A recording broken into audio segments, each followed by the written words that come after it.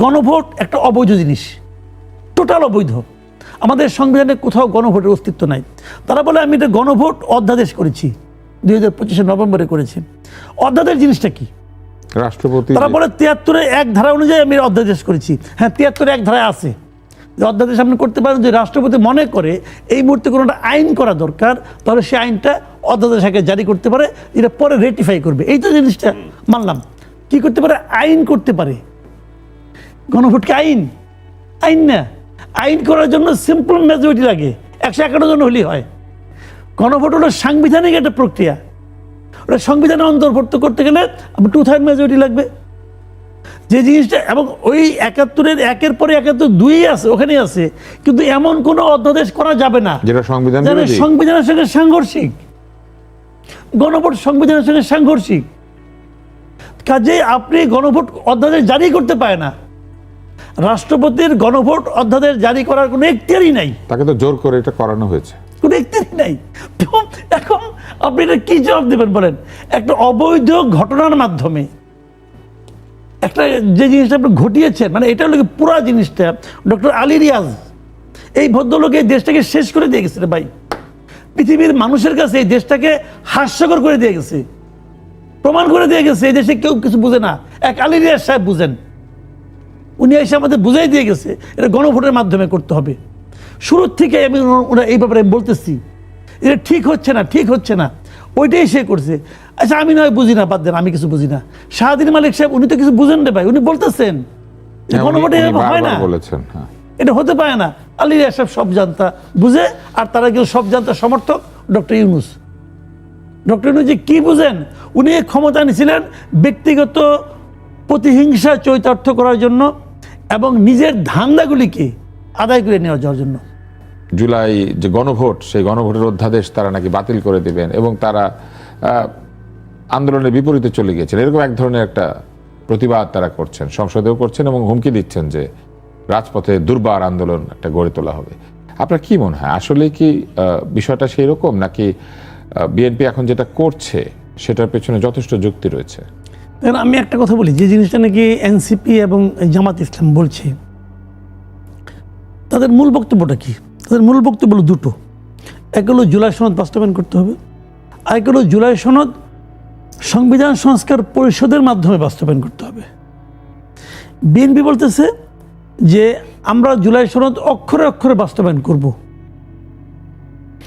কিন্তু আমরা সংবিধান সংস্কার পরিষদের মাধ্যমে করব না, আমরা সংসদে করব। যেভাবে সংবিধান সংস্কার করা হয় আমরা সেই প্রক্রিয়ায় করব। তাহলে পার্থক্যটা কোথায়? পার্থক্যটা হলো দুটো জায়গায়। এক নম্বর জায়গায় হলো বাস্তবায়ন প্রক্রিয়া নিয়ে পার্থক্য। আরেকটা পার্থক্য হলো যে সরকারি দলের প্রতি এই বিরোধী জোটের অবিশ্বাস, এই জায়গাটায় পার্থক্য। কারণ বিএনপি যখন বলে আমি অক্ষরে অক্ষরে বাস্তবায়ন করব, সেটা জামাত এবং এনসিপি বিশ্বাস করে না।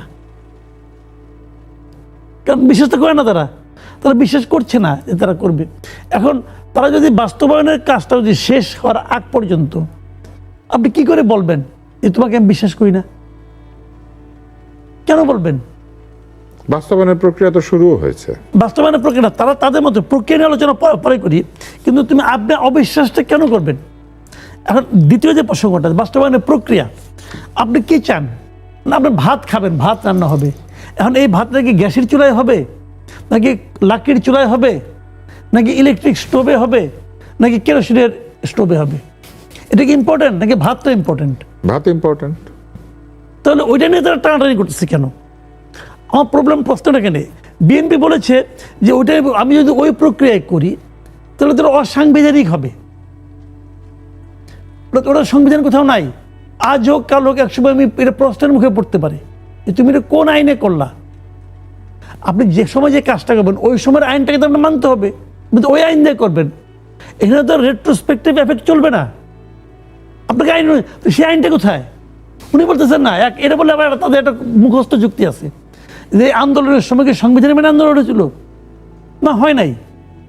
তখন সংবিধান মানে এটা বলে যে সময়ের প্রয়োজনে হয়েছে, ওইটা যদি হতে পারে এইটাও হবে না, তা হবে না। আমি একটা ছোট্ট একটা এক্সাম্পল দিয়ে বলি।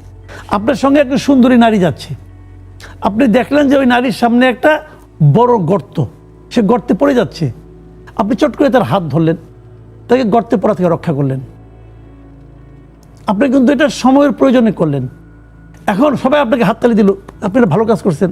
এখন আপনি সুন্দরী নারী দেখলে যদি হাত ধরেন, যদি বলেন যে এটা তো সময়ের প্রয়োজনে করতেছি, এখন অন্যরা বলবে ভাই আমি যেটা সময়ের প্রয়োজন বুঝি না, আর আপনি বলছেন যে আমার ভিতর থেকে আমি তাকে তো অনুভব করেছি, এটা সময়ের প্রয়োজন। জনগণের অভিপ্রায় হবে হবে না রে ভাই।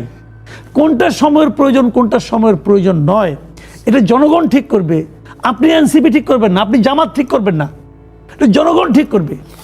তো এখন এই জায়গাগুলোতে প্রবলেম কি, প্রবলেমটা হচ্ছে গণভোটটা নিয়ে। আমি এটা বলে শেষ করি, এই পার্টটা বলি। দেখেন, তো আপনিও একজন কলামিস্ট, আলী রিয়াজ একজন কলামিস্ট। আমরা দেখলাম যে কিছু কিছু কলামিস্ট খুবই প্রিয় হয়ে উঠলো এই অন্তর্বর্তী সরকারের, এবং মোটামুটি কলামিস্ট, পরিবেশবাদী এরকমদেরকে নিয়ে তার একটা সরকার তৈরি করেছিলেন। আপনার কাছে আসি, আপনার কি মনে হয় এই আপনি 1-11 সরকারের কথা একটু আগে বলছিলেন, এবং অন্তর্বর্তী সরকারও কিছুদিন আগেই পতিত হয়েছে, কিন্তু অন্তর্বর্তী সরকারের বহু রেখে যাওয়া জঞ্জাল এখন পরিষ্কার করতে হচ্ছে বিএনপিকে। এবং শুধু জঞ্জাল যে পরিষ্কার করতে হচ্ছে তাই না, অনেক গিট্টু, অনেক ধরনের জটিলতা, এগুলি নিয়ে বিব্রতকর পরিস্থিতি তৈরি হচ্ছে। আপনার কি মনে হয় যে এটা কি আসলে কত দ্রুত এটা করা সম্ভব, এবং বিএনপির আসলে কি করা উচিত? বিএনপি চোখ বন্ধ করে ওর যত অপকর্ম আছে সেগুলোকে মুছে দেওয়া দরকার। যে এবং অধ্যাদেশ যেরকম ফেলে দেবে কতগুলো, যেগুলো অপ্রয়োজনীয়, যেমন গণভোট অধ্যাদেশ, সেটাও তো একটা অপ্রয়োজনীয় এখন প্রমাণিত। ভোট করাইছেন, আপনার ইচ্ছে ছিল, আপনি ক্ষমতা ছাড়তেছেন না, আপনার খায়েশ আছে গণভোট করবেন, তাই আমি হাঁ করছি, তখন যান। এখন ভোট হয়ে গেছে, এবং ভোটে তো অটোমেটিক কিছু লোক পাইছে, নতুবা তো এটা কুত্তাও ভোট দিতে যাইতো না, এমন পরিবেশ তৈরি হইতো যে মানে যারা সমর্থক ছিল তারা 2-4 জন যাইতো, সাধারণ মানুষ যাইতো না। কুত্তা যেত না বলতো আমি, যে সাধারণ মানুষের যে পার্টিসিপেশন সেটা হতো না। তো সেই অবস্থাতে যে একটা ইলেকশন হয়েছে, সেটাতে আপনি কিছু ভোট পেয়েছেন দেখাচ্ছেন, কিন্তু এটা অগণতান্ত্রিক ছিল এবং অবৈধ ছিল। সেটা আমরা এই ইলেকশনের বহু আগে থেকে বলে আসছি, প্রতিদিন বলছি, যেখানে গিয়েছি সেখানেই বলছি। আমাদের কথা তো শোনেন না, আপনি করেছেন, ওনারা সম্মিলিতভাবে করেছে, এখন বাদ দিচ্ছে। এখন অনেকগুলো অর্ডিন্যান্স বাদ দিচ্ছে যেগুলো অপ্রয়োজনীয়, এবং যেগুলো অনেকগুলো আছে তাদের খেয়াল খুশি মতো করছে, মানে তাদের প্রয়োজন অনুযায়ী তারা করে নিয়ে গেছে। ইউনুস একটা করছে যে মনে করেন কতগুলো আইন করছে, নোবেল বিজয়ীর কর মকুব করতে হবে, তার মনের মধ্যে রয়ে গেছে আমার নোবেল যখন পাইছিলাম তখন এটা কর নিছিল না, এটা এখন বাদ দিতে হবে, বাংলাদেশে 1000 লোক নোবেল পাবে, মানে যা ইচ্ছা তা করে গেছে। তো এইগুলো, এই ঝঞ্ঝালগুলো ছাড়তে হবে, সব ছাড়াতে হবে, এবং সবচেয়ে বেশি যেটা জরুরি সেটা হচ্ছে নির্বিচারে যে মানুষকে আপনি জেলে নিয়ে গেছেন, নির্বিচারে একটা রাজনৈতিক দলের বিশ্বাসের জন্য। আওয়ামী লীগ তো নিষিদ্ধ কোনো দল ছিল না, আওয়ামী লীগ একটা দল ছিল, তারা যার যে দলের সঙ্গে যারা অপকর্মে জড়িত ছিল আপনি তাদেরকে সাজা দেন। আপনি দেখা গেল সবগুলারে বিদেশে পাচার করে দিয়েছেন, চলে গেছে আপনার খায়ের সব লোকজন। এই নিরীহ পোলাপান কতগুলোকে আপনি জেলে ভরিয়ে রেখেছেন। আমি জেল তো ঘুরে এসেছি, আমি দেখেছি সমস্ত লোক নিরীহ লোক, এবং এগুলো মুক্তি পাচ্ছে না। একটার পর একটা মামলা দিচ্ছে, একটার পর মামলা আসছে। এই সরকারও দিচ্ছে, মানে কি এই সরকারের ওই প্রক্রিয়া চলতেছে। আমি সেটাই বলছিলাম, 1-11 যেমন শেখ হাসিনার এক্সটেনশন, 1-11-এর এক্সটেনশন যেমন শেখ হাসিনা ছিল, এই সরকারের ওরও যাতে ইউনুসের এক্সটেনশন না হয় সেটার দিকে সবচেয়ে আগে খেয়াল করতে হবে। আর যদি এক্সটেনশন হয় তাহলে বিরাট একটা বিপর্যয়ের মধ্যে পড়বে, এবং ইউনুসের এই ঝঞ্ঝাল তারা কেন নেবে? আপনি যেটা বলছিলেন, আমিও যেটা বলছি, আমরা সবাই যেটা বলছিলাম, যে ইউনুস যদি নির্বিচারে যদি কোনো লোককে জেলে দিয়ে থাকে, এবং সেটা তাহলে এই জেল কেন হচ্ছে বারবার, কেন পিডাব্লিউ আসতেছে বারবার, কেন মানে নাম নাই আমার, তারপরে আমাকে অজ্ঞাতনামা ব্যক্তি হিসেবে মামলা দিচ্ছে, এগুলোর ব্যাপারে ইমিডিয়েটলি অ্যাকশন নিতে হবে তাদের, নতুবা একটা জাতীয় ঐক্য তৈরি হবে না। আমাদের যে বিভক্তিটা ইউনুস যেটা খণ্ড খণ্ড করে দিয়ে গেছে, আমাদের মধ্যে পরস্পরের যে হিংসা তৈরি করে দিয়েছে, এবং এগুলো যদি না যায় সরকার কিছুই করতে পারবে না। সরকারের তো একটা এমন একটা পরিবেশ করতে হবে যে একটা ইনক্লুসিভ সোসাইটি থাকে, একটা ইনক্লুসিভ রাজনৈতিক দল। আপনি ইলেকশন করেন নাই, সেই ইনক্লুসিভিটিতে তো আর আওয়ামী লীগকে তারা কাছে পাবে না, আর আওয়ামী লীগ তো তাদের উপর অনেক অত্যাচার করেছে, এখন করবে, সেটা তো নাই, মানে গ্যারান্টি নাই যে এখন করবে। এখন তাদের উপরে যে আপনি করেছে বলে আপনিও তাদের উপর করবেন তা তো না। আমার কথা হচ্ছে যে প্রতিহিংসা বাদ দিতে হবে, প্রতিহিংসা দিয়ে রাজনীতি করতে হবে, এবং আওয়ামী লীগ নিজেদের শুধরাইতে হবে।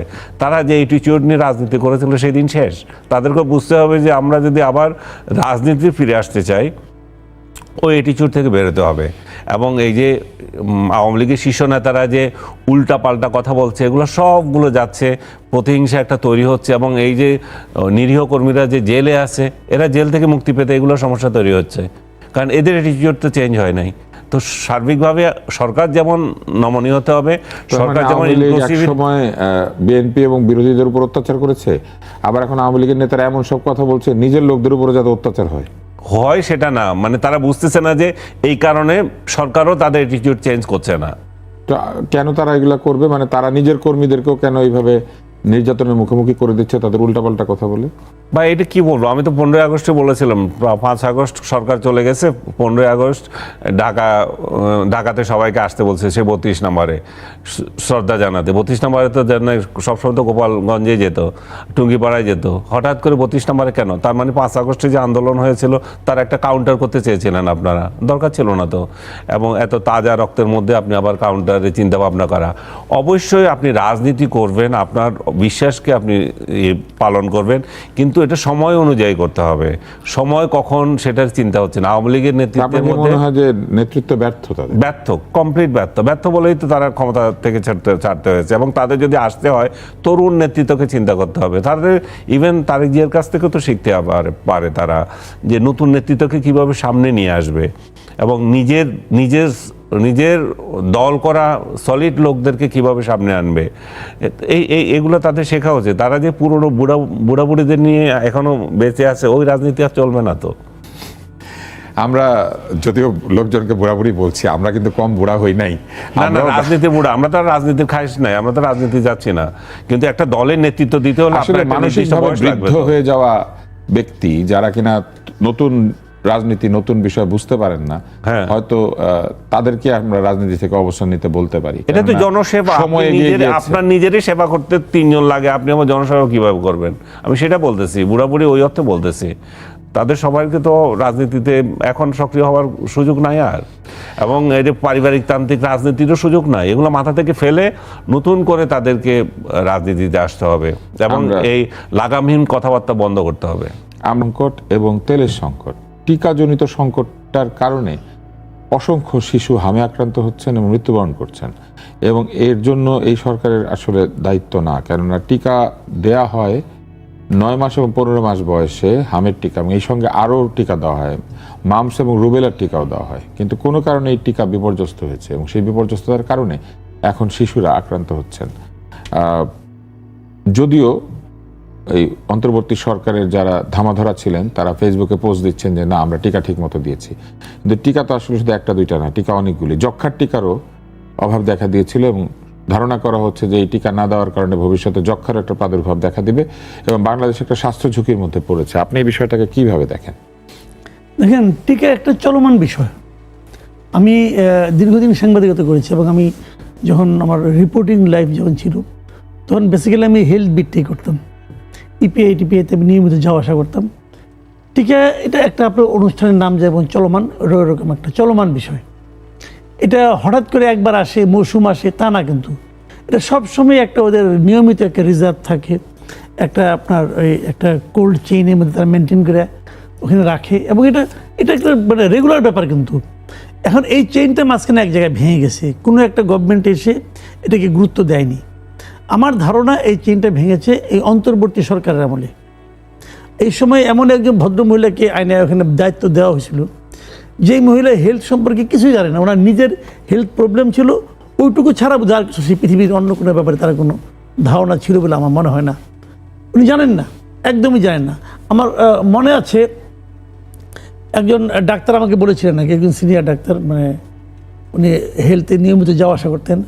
উনি নাকি একবার গিয়েছিলেন যে ওনাকে কোনো একটা কারণে ওই হেলথ যিনি অ্যাডভাইজার ছিলেন, তো ওনার কাছে উনি জিজ্ঞেস করছিলেন যে আপনি আসলে কী? তিনি বলছিলেন আমি প্রফেসর, এবং আমি একটা মানে কনসালটেন্ট।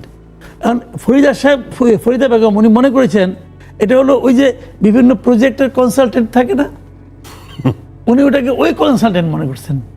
মানে এতটাই এই বিষয়ে সে মূর্খ। উনি অন্য অনেক বেশি অনেক জ্ঞানী হতে পারেন, উনি হয়তো ডক্টর ইউনূসের ব্যাপারে অনেক জ্ঞানী ছিলেন, নূরজাহান ওনার নাম। নূরজাহান। তো এই বেগম সাহেব উনি এটা কিছু বুঝতেন বলে মনে হয় না, তার উপরে দায়িত্ব দেওয়া ছিল।